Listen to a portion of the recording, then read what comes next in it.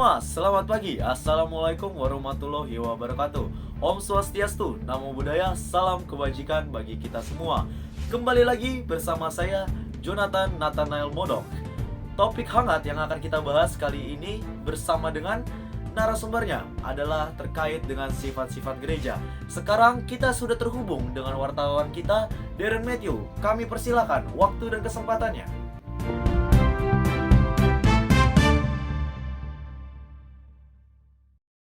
Baiklah, terima kasih atas kesempatan yang sudah diberikan kepada saya. Saya dengan Darren Matthew dari kelas 11 IPA 1 akan mewawancarai salah satu narasumber saya yang bernama Ibu Martina. Baiklah, Ibu Martina, saya memiliki beberapa pertanyaan untuk Anda.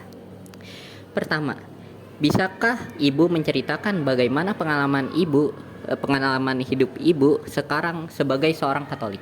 Ya. Baik, terima kasih. Ini dengan siapa?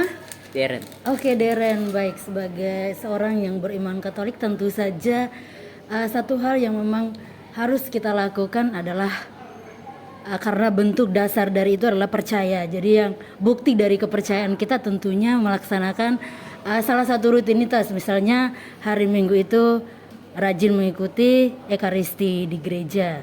Ya, itu salah satu bukti nyata bahwa kita sebagai seorang yang beriman Katolik.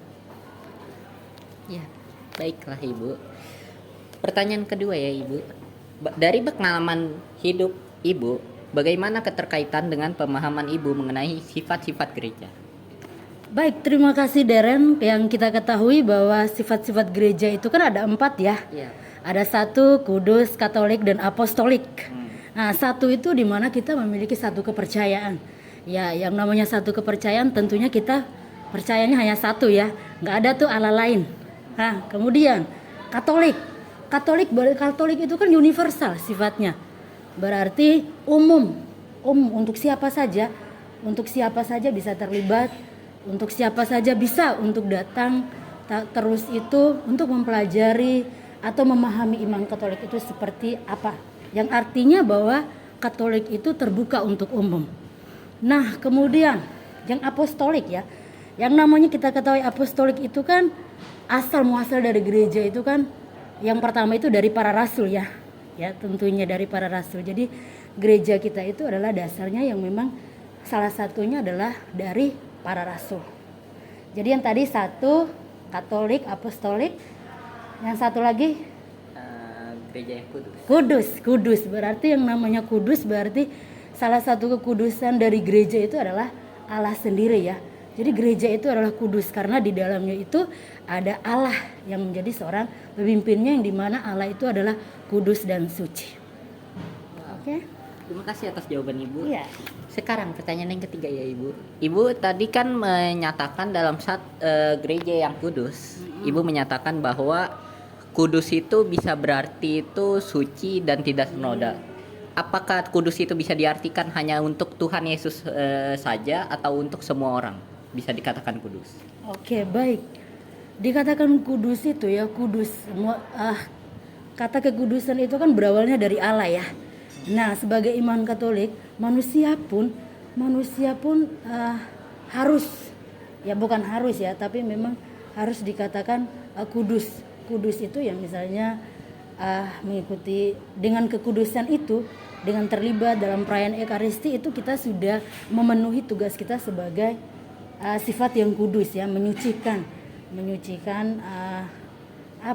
bentuk yang lebih konkret sih sebenarnya. Kalau untuk Allah sendiri itu mungkin sesuatu yang transenden, tapi kalau untuk manusia itu konkret kekudusan itu yaitu konkret kekudusan. Untuk mengakui kekudusan Allah itu yaitu melaksanakan perayaan Ekaristi, yaitu dengan melaksanakan perayaan Ekaristi, ibadat dan sebagainya, kita turut terlibat di dalamnya untuk menguduskan Allah itu sendiri.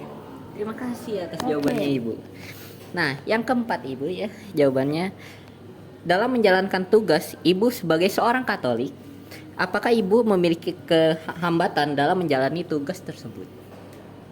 Oke, baik ya, yang namanya hambatan khususnya dalam iman dan keyakinan pasti banyak hambatan. Apalagi kita hidup dalam lingkup yang minor dan mayornya itu ya seimbang. Jadi nggak ada tuh yang nggak ada hambatan. Mungkin saja ada beberapa hal-hal yang di situ di satu sisi orang mungkin sangat fanatik dengan berbagai hal. Mungkin ya itu ya ada keterbatasan untuk mengimani iman Katolik kita itu sendiri. Jadi satu hal yang perlu kita lakukan adalah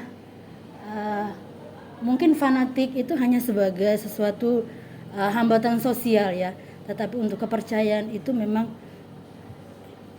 hanya ya kepercayaan itu adalah menyangkut pribadi antara Allah dengan kita. Kalau kita sudah menggabungkan itu dengan hambatan-hambatan sosial terkait mayoritas dan minoritas itu ya, otomatis kita mengalami hambatan-hambatan yang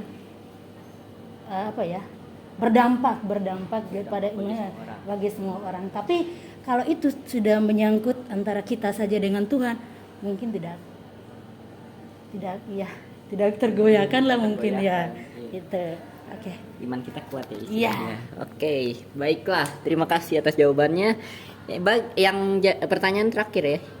Bagaimana solusi Anda terhadap hambatan yang Bapak Ibu adakan dalam menjalankan tugasnya sebagai seorang Katolik?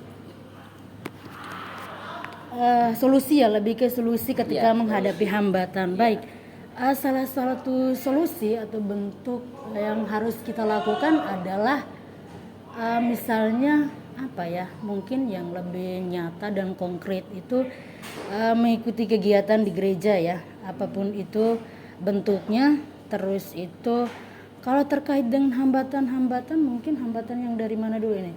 Yang dari luar atau memang atau eksternal? Mungkin dia punya masalah dalam bidang keuangan atau keluarganya tidak mendukung dia untuk mengikuti kegiatan keagamaan. Nah, itu bagaimana? Iya ya, kalau seandainya dalam kita hidup misalnya di Jakarta sini kan, misalnya tetangga sana sini itu kan misalnya satu RT nih, oh ini Muslim, ini Kristen.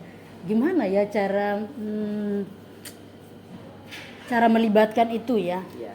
Tapi kalau seandainya di dalam satu lingkungan itu mungkin di sana sini kiri kanan atau dalam satu KBG itu semuanya Katolik, mungkin itu bisa saja tercapai atau terkait dengan hambatan tentang keuangan. Tapi sebenarnya satu hal yang paling penting adalah fokus pada apa yang diyakini, yang diimani, itu saja sih sebenarnya. Kalau kita hidup di lingkup Jakarta yang seperti ini, yang minor mayornya seimbang ya, itu aja sih. Ya, baiklah. Itu kan pertanyaan itu kan untuk diri sendiri kan. Nah, kalau misalnya peran gereja dalam mewujudkan untuk mewujudkan solusi untuk hambatan-hambatan tersebut, peran gereja apa? Baik, sejauh ini saya sudah 1 tahun ya di Jakarta. Kalau sepengetahuan saya atau sepengamatan saya, peran gereja itu sudah cukup luar biasa sih. Cukup luar biasa untuk umatnya, baik itu di lingkungan apapun sebagainya. Banyak kegiatan-kegiatan yang memang melibat langsungkan umat untuk ikut serta dalam kegiatan apapun kerohanian yang ada di paroki. Iya, itu menurut saya itu sudah luar biasa peran gereja. Ya, dengan adanya isu-isu apapun segala macam di luar sana, tapi gereja tetap pantang mundur, maju terus. Tetap mempertahankan keyakinannya. Iya, betul sekali. Baik, jawaban Ibu sangat menginspirasi kami sekali. Kami sangat bahagia bisa mewawancarai Ibu. Dan terima kasih atas wawancaranya, atas waktu yang sudah disediakan. Terima kasih banyak.